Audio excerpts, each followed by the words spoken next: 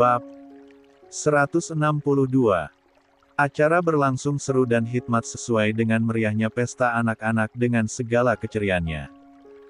Setelah itu, ada sesi wawancara dengan wartawan di ruang khusus yang jauh dari riuh pesta dan anak-anak. Boril dengan Aprilia memangku dua buah hati mereka. Nampak pasangan Beauty and the Handsome ini begitu serasi dan selalu membuat kagum siapapun yang melihatnya. Termasuk Alex dan Stella yang melihat dari jauh orang tua mereka itu saat melayani wartawan. Bagaimana keadaannya Pak Boril? Sudah sehat kembali kan? Sangat sehat bahkan dari sebelumnya, jawab Boril ceria. Wah, kalau boleh tahu, apa yang membuat Pak Boril begitu bersemangat hari ini? Sedangkan kita tahu kalau Bapak baru saja pulih. Apa karena ulang tahun baby si Connie? Para wartawan itu nampak sangat berhati-hati bertanya karena Bayu dan Alex sudah mewanti-wanti untuk tidak sedikitpun menyinggung tentang kasus penembakan itu kecuali kesehatannya. Mendapat pertanyaan seperti itu dari wartawan, Boril kemudian melihat Siko yang ada di pangkuannya, kemudian Azam yang berada di pangkuan sang istri dan tentunya melabuhkan pandangannya dalam pada netra abu istrinya. Senyum merekah di wajah keduanya. Hanya keluarga dan cinta kasih mereka yang selalu jadi penyemangat. Hidup saya, jawab Boril pada wartawan itu. Papa sama Mavi tuh meski beda usia jauh selalu mesra dan romantis ya mas, kayak kita.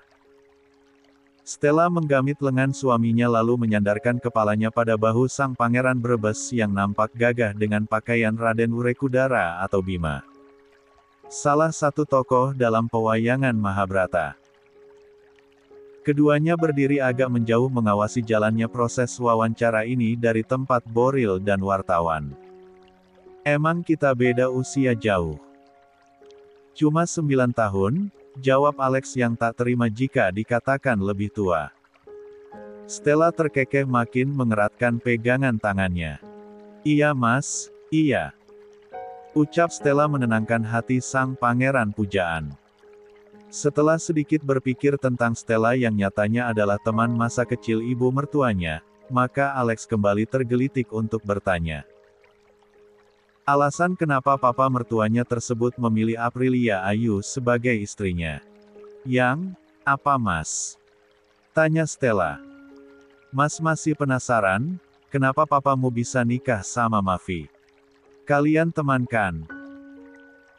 Jodoh mas, jawab Stella yang sama sekali tak meredakan rasa penasaran Alex Sarjono. Stella melihat wajah Alex yang tak puas. Ia menarik kepalanya lalu berdiri tegak lagi. Sebenarnya karena sebuah kecelakaan. Jawab Stella. Kecelakaan. Alex bertanya kembali dan dibalas dengan anggukan kepala oleh istrinya, kemudian mengalirlah cerita dari Ophelia tentang asal mula kenapa Aprilia bisa menjadi istri dari ayahnya dan baru kali ini Alex Sarjono mengetahui alasan beberapa tahun yang lalu Boril sang mertua kesayangannya pernah mengancam tidak akan memberikan gaji Alex selama 1 tahun. Jan. Gara-gara minuman. Pantesan waktu itu papa marah men. Monolog Alex dalam hati yang akhirnya tak penasaran lagi serta mulai dari hari ini dia akan menjaga setiap tingkah laku dan ucapannya agar tidak lagi menyinggung Boril apapun itu alasannya. Cot. Jika Boril dan Aprilia diwawancara di ruangan terpisah yang jauh dari pesta keramaian maka berbeda dengan pasangan Andika dan Riani yang merayakan pesta ulang tahun mereka sambil juga melayani pertanyaan para wartawan. Tak heran jika keluarga ini memang sering sekali menjadi perhatian media bahkan terkadang apa yang mereka lakukan menjadi trending topik. Status sosial dan kepopuleran Boril serta Andika sebagai sama-sama pengusaha yang sedang naik daun tak kalah dari sultan-sultan muda lainnya yang mulai ramai diperbincangkan di media. Banyak dari masyarakat yang mengusulkan agar keluarga Anda memiliki channel sendiri untuk mengunggah keseharian aktivitas keluarga seperti para artis lain-lainnya. Bagaimana pendapat Anda Pak Andika? Kami bukan selebriti, jawab Andika singkat tapi tak mengurangi keramahannya. Didampingi Riani sambil menggendong Zia sedangkan Zidan enggan untuk ikut diwawancara. Tapi banyak yang penasaran dengan putra-putri bapak yang kembar. Siapa Om? Celetuk Zia pada salah seorang wartawan itu. Ziai, tegur Riani pelan. Tawa riuh wartawan yang selalu gemas dengan tingkah Zia Semkain memeriahkan suasana sampai Bayu dan Cindy tertarik untuk melihat dari belakang wartawan ini ketika Zia tersenyum lebar menghadap kamera dengan bergaya foto model padahal dia sedang dalam gendongan Andika. Si Zia tuh anak perempuan satu-satunya makanya centil bukan main ya pak, ucap Cindy. Bayu setuju sekali dengan ucapan istrinya itu. Iya. Padahal dia anak perempuan tapi Ziko sama Gibran bisa takut kalau dipelototin sama Zia, timpal Bayu yang semakin gemas dengan cucunya itu. Kini Zia melihat ke arah mereka dan melambaikan tangan. Lalu dibalas oleh Bayu dan Cindy.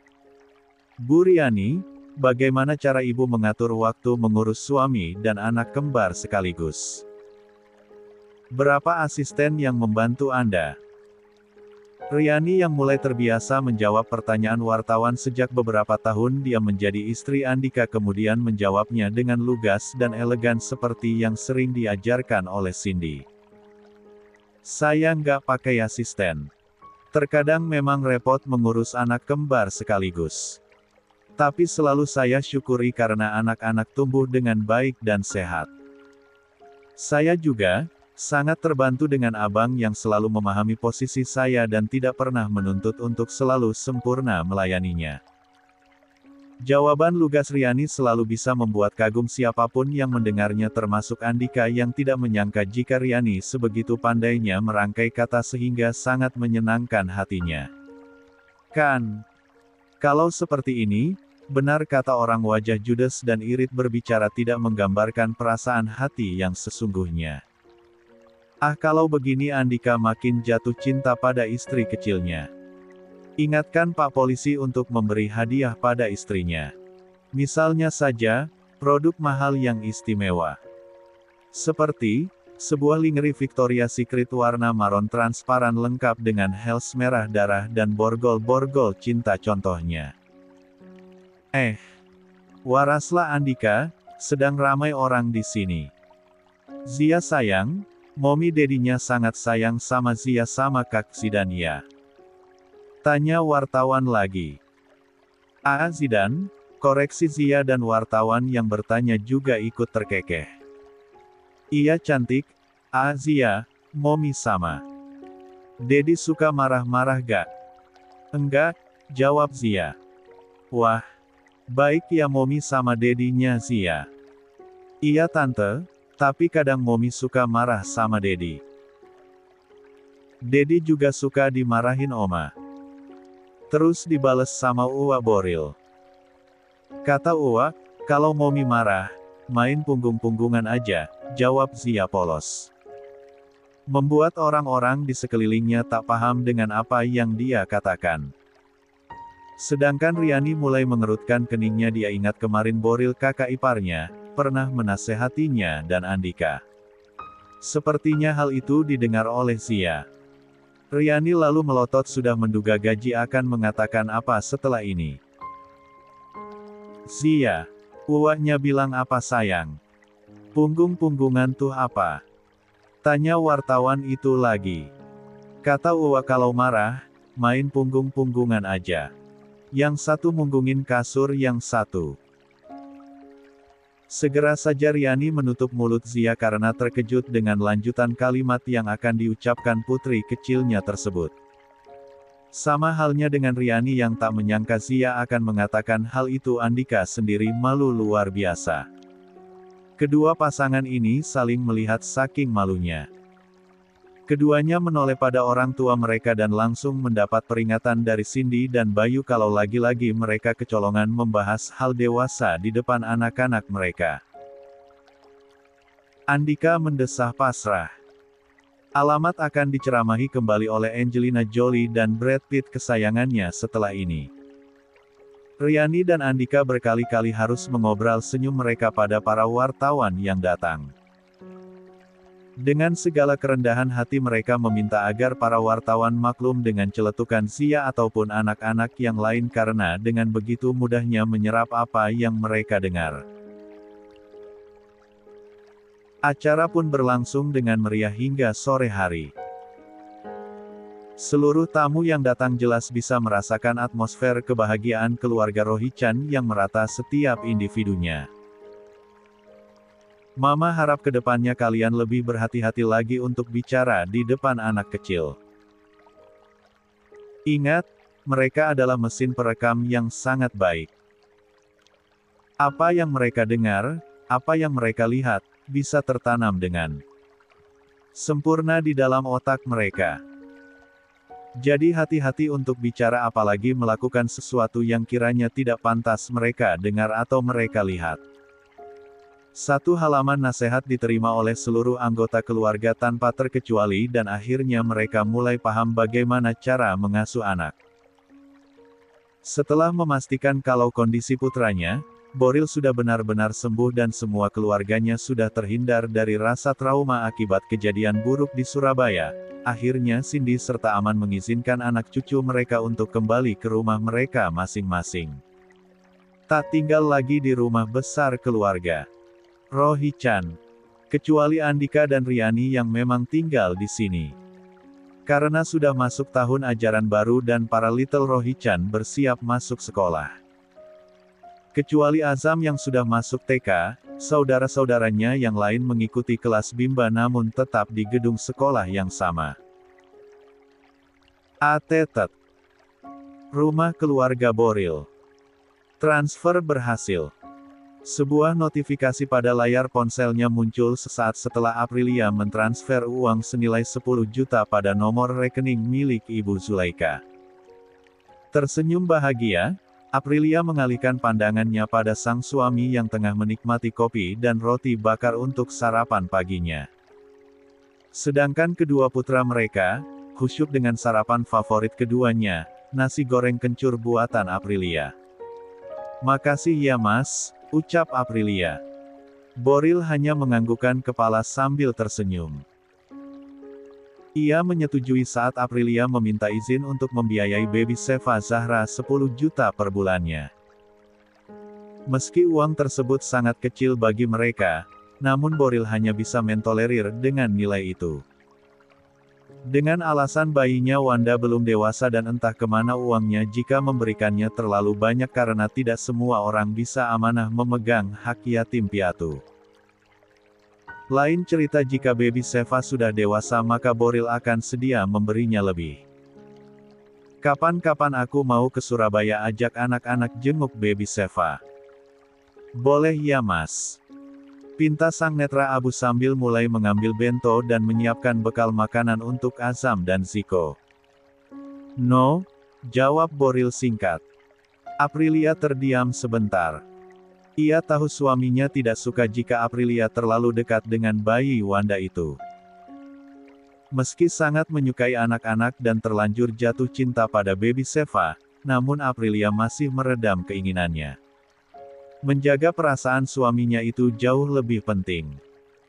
Saat masa-masa diam kedua pasangan suami istri itu, lalu Ziko angkat bicara. "Papa," ucapnya.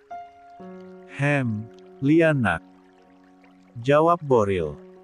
"Aku mau diantar papa boleh?" Celetuk Ziko. Boril terkekeh senang. "Tentu boleh jagoan," jawab Boril segera mengambil Ziko yang sudah selesai sarapan itu dalam pangkuannya. "Anak papa berat banget. Pasti nambah berat badannya ini ya," terka Boril sambil mencium puncak kepala sang bungsu. "Gak tahu papa," tanya mama, jawab Ziko. Boril dan Aprilia hanya terkekeh melihat si bungsu itu bermanja di pangkuan papanya. Abang Azam mau papa pangku juga?" Tanya Boril melihat putra keduanya itu yang nampak sedang merapikan piring dan gelas bekasnya makan untuk ditumpuk dan ditaruh di tengah. Entah siapa yang mengajari, namun semenjak bisa makan dan minum sendiri Azam memiliki kebiasaan seperti itu. Dia sangat rapi, bahkan kadang bukan hanya bekasnya makan yang dia rapikan namun juga milik Ziko. Bukan hanya piring namun pakaian, buku, semua yang disentuhnya akan selalu rapi dan indah dilihat jika sudah ia bereskan. No, jawabnya singkat persis Boril tadi. Boril terkekeh sambil meluruhkan bahunya. Terkadang dia dan Viana sering mengobrol entah dari siapa sifat pendiam Azam ini. Mungkin benar kata mamamu kalau abang memang mirip sama bapak, canda Boril yang memang diakui oleh Aprilia ada benarnya. Iya mas. Gak tahu kenapa, mungkin karena ikatan batin mereka terlalu kuat sampai bisa mirip kayak gitu. Jawab Aprilia. Tapi tetap kalau ganteng dan body yang oke dari papanya, ucap Boril tak mau kalah bahwa ada sisi darinya yang lebih dominan pada putra-putranya. Aprilia pun memutar bola mata abunya ke atas. Lah selalu tak habis pikir tingkat kepercayaan suaminya ini naik turun seperti bursa saham, kadang melambung tinggi seperti ini, terkadang juga turun drastis. Iya, semua yang ganteng mirip papa. Ya bang ya. Ya Rash. Tanya Aprilia pada dua jagoannya. Iya. Sampai Gibran juga dibilang mirip. Oceh Ziko lucu yang masih bergelantungan memegang leher sang ayah sementara ia duduk di pangkuannya. Gibran kan mirip Kak Alex saya mah, protes dari Ziko karena keponakannya tersebut memang mirip dengan Alex Sarjono sang ayah. Ya, kan memang papamu sama Kak Alex wajahnya mirip, jadi wajar kalau Gibran juga mirip papa. Aprilia terkekeh geli sendiri dengan ucapannya barusan. Bahkan saking gelinya, Aprilia kesusahan menutup bento yang akan jadi bekal makanan. Untung Azam bangun dan mengambil tutup itu. Sementara wajah Boril sudah berubah. Kamu mah mainnya fisik mah, protes Boril. Aprilia masih tertawa. Ia menyeka segulir air mata di sudut netranya yang indah. Bener loh mas. Kadang aku suka merhatiin, mungkin kalau orang lain gak tahu siapa anaknya, mereka akan ngangka kalau Alex adalah anak kandung mas. Karena kalian tuh bener-bener mirip. Coba deh perhatiin, sambil ngaca. Ya, bentuk badannya, bentuk wajahnya, semua sama. Kadang kalian sampai kompakan gak cukuran. Mungkin efek karena keseringan bareng-bareng dan berantem kali ya sampai bisa mirip gitu.